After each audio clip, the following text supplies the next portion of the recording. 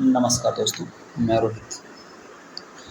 आज भूगोल कक्षा 8 एनसीईआरटी का छठा चैप्टर है मानव संसाधन। मानव संसाधन के रूप में कार्य करता है और कैसे, इस टॉपिक की चर्चा करें। बहुत ही महत्वपूर्ण टॉपिक है आपके एग्ज़ाम के लिए, जिसमें यूपीएससी एग्ज़ाम में खासकर प्रीलिम्स जो क्वेश्चन आता है सीधे पूछ देता है, उन सभी को हम ऑन द स्पॉट कर सकें, वो दिक्कत ना हो करने में, उसके लिए हम करेंगे। तो रिक्वेस्ट है आप सभी से, अगर आप नए हैं तो प्लीज़ सब्सक्राइब करें, लाइक करें, कमेंट करें। पुराने हैं तो लाइक करते रहें, शेयर करते रहें, जिससे कि आपके लिए हम रोज़ ये वीडियो देते रहें और आपको आपकी तैयारी में सफलता मिलती रहे। तो ठीक है, आइए बात करते हैं मानव संसाधन की। लोग ही एक राष्ट्र के सबसे बड़े मानव संसाधन क्या होते हैं, सबसे बड़े साधन होते हैं। लोग क्या होते हैं, राष्ट्र के सबसे बड़े साधन होते हैं। प्रगति की देन केवल उस समय महत्वपूर्ण होती है जब वह लोगों के लिए उपयोगी होती है। लोग अपनी आवश्यकताओं और योग्यताओं से उन्हें संसाधन में परिवर्तित कर देते हैं। इस प्रकार मानव संसाधन ही अंतिम संसाधन होता है। क्या होता है, इस प्रकार मानव संसाधन ही अंतिम संसाधन होता है। स्वास्थ्य, शिक्षा, अभिप्रेत लोग अपनी आवश्यकताओं के अनुरूप संसाधनों का विकास करते हैं। अन्य संसाधनों की भांति मानव संसाधन विश्व में समान रूप से वितरित नहीं है। अपने शैक्षिक स्तर, आयु और लिंग में वे एक दूसरे से भिन्न हैं। उनकी संख्या और लक्षण भी बदलते रहते हैं। यहाँ पर एक चीज़ दी हुई है, ये चीज़ हम देखेंगे। ये क्या है, दिया हुआ है भारत सरकार के अधीन एक मानव संसाधन मंत्रालय है। क्या है, मानव संसाधन मंत्रालय है। 1985 में इस मंत्रालय का निर्माण लोगों के कौशल को बढ़ाने के लिए कौशल बढ़ाने के लिए कब किया गया, 1985 में किया गया, निर्माण किया गया था। इससे ये प्रदर्शित होता है कि लोग देश के लिए कितने महत्वपूर्ण संसाधन हैं। ये दिया हुआ है, ये सब चित्र देख लेंगे, कुछ खास वाली बात है, ध्यान देंगे इसको। ये थोड़ी टुकड़ी दी है, टुकड़ी में देखेंगे कि भारतीय प्रधानमंत्री कौशल विकास योजना यानी PKVY को 2015 में 1 करोड़ भारतीय युवाओं को 2016 से 2020 तक प्रशिक्षित करने के उद्देश्य से किया गया था। इस योजना का उद्देश्य संभाव्य और मौजूदा रोजगार अर्जक का गुणवत्ता प्रशिक्षण प्रदान करके रोजगार योग्य कौशल को योग्यता प्रोत्साहित करना था। ठीक है, आगे देखेंगे जनसंख्या का वितरण कैसे हुआ है, कैसे वितरण होता है। विश्व में प्रत्येक 100 लोगों में से क्या चल रहा है, क्या होता है, वितरण कैसे करेंगे, ये चीज़ हम देखेंगे। जनसंख्या का वितरण, भूपृष्ठ पर जिस प्रकार लोग फैले हैं उसे जनसंख्या वितरण का प्रतिरूप कहते हैं। अगर पूछ देता है कि जो लोग फैले हुए हैं यहाँ से वहाँ, इसे क्या कहते हैं, तो जनसंख्या वितरण का प्रतिरूप कहते हैं। विश्व की जनसंख्या का 90%, कितना प्रतिशत, 90% से अधिक भाग भूपृष्ठ के लगभग 30% भाग पर निवास करता है। विश्व में जनसंख्या का वितरण अत्यंत असमान है। कुछ क्षेत्र बहुत घने बसे हैं और कुछ विरल बसे हैं। मतलब कह रहा है कि जहाँ पे बहुत कम आबादी है वहाँ पे ज़्यादा क्षेत्र पड़ा हुआ है, जहाँ पे 100 लोग रहते हैं वहाँ बहुत सारी ज़मीन है, जहाँ पे बहुत सारी ज़मीनों पे बहुत कम लोग रहते हैं। ये चीज़ ध्यान रखना, जहाँ पे कम ज़मीन है लेकिन बहुत सारे लोग रहते हैं। सिटी में जैसे गाँव में कम लोग रहते हैं लेकिन भी ज़मीन बहुत सारी होती है, क्षेत्र बहुत ज़्यादा होता है। विश्व में जनसंख्या का वितरण अत्यंत असमान है। कुछ क्षेत्र बहुत घने बसे हैं और कुछ बहुत विरल बहुत अलग अलग बसे हुए हैं। दक्षिण और दक्षिण पूर्वी एशिया, दक्षिण और दक्षिण पूर्वी एशिया और यूरोप, उत्तर पूर्वी अमेरिका घने बसे क्षेत्र हैं। उच्च अक्षांशीय क्षेत्रों, उष्णकटिबंधीय मरुस्थलों एवं उच्च पर्वतों और विषुवतीय वनों के क्षेत्रों में बहुत कम लोग रहते हैं। विषुवत वृत्त के दक्षिण की अपेक्षा विषुवत वृत्त के ऊपर भी बहुत अधिक लोग रहते हैं। विश्व की कुल जनसंख्या के लगभग 3/4 लोग 2 महाद्वीपों में एशिया और अफ्रीका में रहते हैं। विश्व के 60% लोग केवल 10 देशों में निवास करते हैं। इन सभी देशों में 10 करोड़ से अधिक लोग रहते हैं। ये सब चित्र बने हुए हैं, इनको ध्यान से आप देख सकते हैं, जरा यहाँ पे देख रहे हैं आप, यहाँ पे जनसंख्या मिलियन में जा रही है और देश, ये चीज़ देख लेना चाहिए। ठीक है, विश्व की घनी आबादी वाले देश, विश्व के रूपरेखा अगर जनसंख्या की दृष्टि से देखा जाए सबसे नंबर 1 पे चीन भारत, फिर यूएसए है, Indonesia, Brazil, Pakistan, Bangladesh, Nigeria, रूस, जापान। ये सब क्रम है। सबसे बड़ा जो है देखा जाए जनसंख्या की दृष्टि से तो चीन है, उसके बाद भारत का नंबर आता है। आगे देखेंगे कि क्या कह रहा है, भारत की जनसंख्या का औसत घनत्व 382 व्यक्ति प्रति वर्ग किलोमीटर है। जनसंख्या का घनत्व देखेंगे, जनसंख्या का घनत्व देखेंगे, पृथ्वी के एक इकाई क्षेत्र में रहने वाले लोगों की जनसंख्या को जनसंख्या का घनत्व कहते हैं। सामान्य रूप से प्रति वर्ग किलोमीटर से में व्यक्त किया जाता है। संपूर्ण विश्व का औसत जनसंख्या घनत्व 51 व्यक्ति प्रति वर्ग किलोमीटर है। सबसे अधिक जनसंख्या घनत्व दक्षिण मध्य एशिया में है। इसके पश्चात क्रमशः पूर्वी एशिया एवं दक्षिण पूर्व एशिया में है। ये चीज़ देखो, यहाँ पे एक बालक और एक बालिका है, उसमें देखते हैं क्या कह रहे हैं कि हम थोड़ा ध्यान देंगे। जब कक्षा में के पूरे 30 विद्यार्थी उपस्थित होते हैं तब हमारी कक्षा बहुत भरी हुई दिखती है, लेकिन जब यह भी एक विद्यार्थी स्कूल के सभा भवन बैठते हैं तब वह कक्षा खुला और खाली दिखाई पड़ता है। क्यों? क्योंकि सभा भवन का आकार या क्षेत्र कक्षा में से बड़ा होता है, लेकिन जब स्कूल के सभी विद्यार्थियों सभा भवन में आ जाते हैं तब सभा भवन भी भरा हुआ दिखने लगता है। ये चीज़ कह रही है, डिस्कशन चल रहा है ये बात पे। अब देखेंगे जनसंख्या वितरण को प्रभावित करने वाले कारक कौन से? भौगोलिक कारक देखेंगे, भौगोलिक कारक में कौन कौन से आते हैं। स्थलाकृति क्या है? स्थलाकृति के बारे में देखेंगे कि लोग सदैव पर्वतों और पठारों, कहाँ पर्वत और पठारों की तुलना में मैदानी भागों में रहना पसंद करते हैं, क्योंकि वे क्षेत्र खेती विनिर्माण और सेवा क्रियाओं के लिए उपयुक्त होते हैं। क्या कह रहा है कि मैदानों में ज़्यादा रहना पसंद करते हैं पठारों पर्वतों की अपेक्षा, क्योंकि वहाँ पे खेती के लिए संसाधन होते हैं, सेवा करने के लिए संसाधन होते हैं, विनिर्माण के संसाधन होते हैं। ये चीज़ें मिलती हैं कि नदी के किनारे यानी मैदानी भागों में। गंगा के मैदान विश्व के सबसे अधिक घने बसे क्षेत्र हैं, जबकि एंडीज आल्प्स हिमालय जिससे पर्वत विरल बसे हुए हैं। मतलब क्या कह रहा है, गंगा का जो मैदान है बहुत घना बसा है। दूसरा एंडीज आल्प्स और हिमालय में बहुत विरल कम लोग बसे हुए हैं। जलवायु की दृष्टि से देखेंगे, लोग सामान्य रूप से चरम जलवायु को, जो अत्यधिक गर्म अथवा अत्यधिक ठंडी जैसे सहारा, मरुस्थल, रूस के ध्रुवीय प्रदेश, कनाडा और अंटार्कटिक में रहने से बचते हैं। मृदा की देखेंगे, मृदा क्या होता है कि उपजाऊ मृदाएं कृषि के लिए उपयुक्त भूमि प्रदान करती हैं। भारत में गंगा और ब्रह्मपुत्र, चीन में होंगही, चांगजियांग, मिस्र में नील नदी उपजाऊ मैदान घने बसे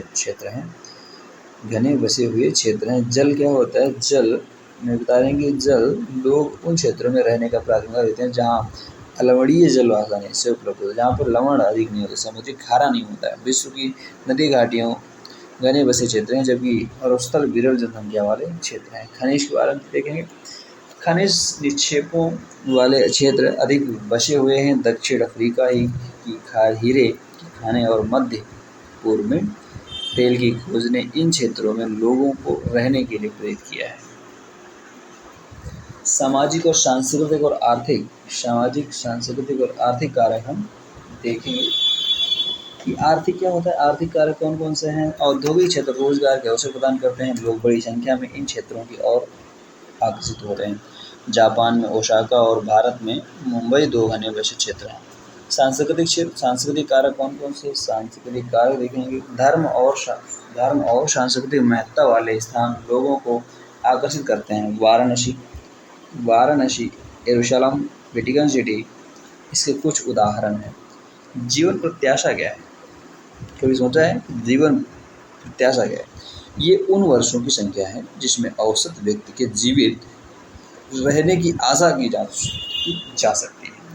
अब एक रह गया सामाजिक कारक है। सामाजिक कारक अच्छे आवास, शिक्षा और स्वास्थ्य सुविधाओं के क्षेत्र में अत्यधिक घने बसे हैं। उदाहरण के लिए पुणे क्या होता है?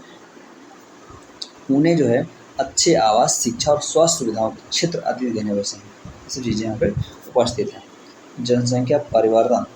जनसंख्या परिवर्तन से तात्पर्य एक निश्चित अवधि के दौरान लोगों की संख्या में परिवर्तन से है, संख्या में परिवर्तन से है। विश्व की जनसंख्या स्थिर नहीं रही है, ये कई गुना बढ़ गई है, जैसे कि चित्र में दिखाया गया है। ऐसा वास्तव में जन्म एवं मृत्यु की जनसंख्या में परिवर्तन के कारण हुआ है। मानव इतिहास में लंबी अवधि में सन 1800 तक विश्व की जनसंख्या धीरे धीरे बढ़ी। 1800 तक धीरे धीरे बढ़ी। बड़ी जनसंख्या में बच्चे जन्म लेते थे, लेकिन शीघ्र ही उनकी मृत्यु भी हो जाती थी। ऐसा इसलिए था क्योंकि यहाँ पे उचित स्वास्थ्य सुविधाएं नहीं थी। क्या नहीं था? मतलब 1800 की बात करेंगे, 1800 में धीरे धीरे बढ़ी, क्योंकि जितने ज़्यादा बच्चे उत्पन्न होते थे, पैदा होते थे, उससे ज़्यादा डेथ हो जाती थी, मर जाते थे, क्योंकि वहाँ पे उस समय स्वास्थ्य की सुविधाएं बिल्कुल नहीं थी। मतलब एक तरीके से बिल्कुल ही नहीं थी, उचित नहीं थी, उचित स्वास्थ्य सुविधाएं नहीं थी। झाड़ फूँक के लोग काम चलाते थे। उस समय ज़्यादा मृत्यु दर बहुत अधिक थी। सभी लोगों के लिए पर्याप्त भोजन उपलब्ध नहीं था, भोजन भी उपलब्ध नहीं था। किसान सभी लोगों की भोजन की आवश्यकताओं को पूरा करने के लिए पर्याप्त उत्पादन करने में सक्षम नहीं थे। इसके परिणामस्वरूप जनसंख्या में वृद्धि बहुत कम हुई थी। मतलब जितने ज़्यादा बच्चे जन्म लेते थे और उतने ही मर भी जाते थे, डेथ हो जाती थी, क्योंकि स्वास्थ्य सुविधाएँ थी नहीं और भूख से भी बहुत सारे बच्चे। 1804 में विश्व की जनसंख्या 1 अरब हो गई थी। विश्व की जो जनसंख्या है 1 अरब हो गई थी। 150 वर्षों बाद यानी 1959 में विश्व की जनसंख्या 3 अरब पहुंच गई। प्रायः जनसंख्या विस्फोट कहते हैं, प्रायः इसे जनसंख्या विस्फोट कहते हैं, क्योंकि 150 सालों में ही यानी 1959 में ही 3 अरब हो गई। इसे जनसंख्या विस्फोट कहते हैं। 1999 में 30 वर्ष की अवधि में कम से कम जनसंख्या दोगुनी यानी 6 अरब हो गई। इस वृद्धि का मुख्य कारण खाद्य आपूर्ति और औषधियों के कारण मृत्यु दर कम होना, जबकि जन्म दर अभी भी बहुत अधिक रही। मतलब दवाएं उपलब्ध होने लगी और खाना बहुत ही अच्छे से होने लगा, लेकिन जो जन्म दर थी वो बिल्कुल नहीं कम हुई, लेकिन मृत्यु दर बिल्कुल कम हो गई थी। जन्मों को साधारणतः जन्म दर से आंका जाता है। जन्म दर अर्थात प्रति 1000 व्यक्तियों पर जीवित जन्मों की संख्या में मापा जाता है। मृत्यु दर को 1000 व्यक्तियों की मृत्युओं की संख्या पर मापा जाता है। किसी क्षेत्र में विशेष लोगों के आने जाने को प्रवास कहते हैं। क्या होता है प्रवास? किसे कहते हैं? किसी क्षेत्र विशेष में लोगों के आने जाने को प्रवास कहते हैं। जन्म और मृत्यु जनसंख्या परिवर्तन के प्राकृतिक कारण हैं। एक देश के जन्म दर और मृत्यु दर के बीच अंतर को प्राकृतिक वृद्धि दर कहते हैं। ये चीज़ें हम ध्यान रखेंगे। ये जो चित्र बना हुआ है कैसे कितना था, 1800 में 25 मिलियन पहुँच गया, 6000 मिलियन था, 4000 मिलियन था, 2500 मिलियन था, 900 मिलियन था, 100 मिलियन था, कब 500 ईसा पूर्व। 2025 में कितना पहुंच जाएगा बता रहा, 2025 में 25 मिलियन पहुंच जाएगा। ये चीज़ें ध्यान रखनी है। यहाँ पर देखिए ये जो चित्र दे रहे हैं, इन चित्रों से मुझे बहुत कुछ सीखने को मिलेगा। मृत्यु दर से जन्म दर अधिक होना, जनसंख्या वृद्धि। मृत्यु दर कम, जन्म दर ज़्यादा, जनसंख्या बढ़ेगी। जन्म दर और मृत्यु दर का समान होना, जनसंख्या एक जैसी रहती है। अब दोनों जन्म दर जितने 5 बच्चे जन्म ले रहे हैं, 5 ही डेथ हो रही है, तो जनसंख्या जो जन्म दर है ये जनसंख्या का संतुलन बना रहेगा। लेकिन क्या होता है जब जन्म दर अधिक हो जाती है और मृत्यु दर कम हो जाती है, फिर क्या होता है जनसंख्या का विस्फोट होता है। यहाँ पे जन्म दर बढ़ जाए, जब जन्म दर घटे मृत्यु दर बढ़े, तब क्या होता है जनसंख्या घट जाती है। जनसंख्या के बढ़ने का मुख्य कारण प्राकृतिक वृद्धि दर की तीव्रता से बढ़ना है। क्या होता है कि प्रवास एक अन्य कारण है जिससे जनसंख्या के आकार में परिवर्तन होता है। लोग एक देश में अथवा देशों के बीच एक स्थान से दूसरे स्थान पर जा सकते हैं।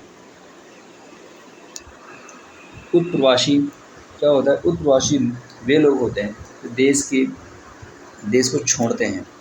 अप्रवासी वे लोग होते हैं जो देश में आते हैं। उत्प्रवासी और अप्रवासी ध्यान रखना है।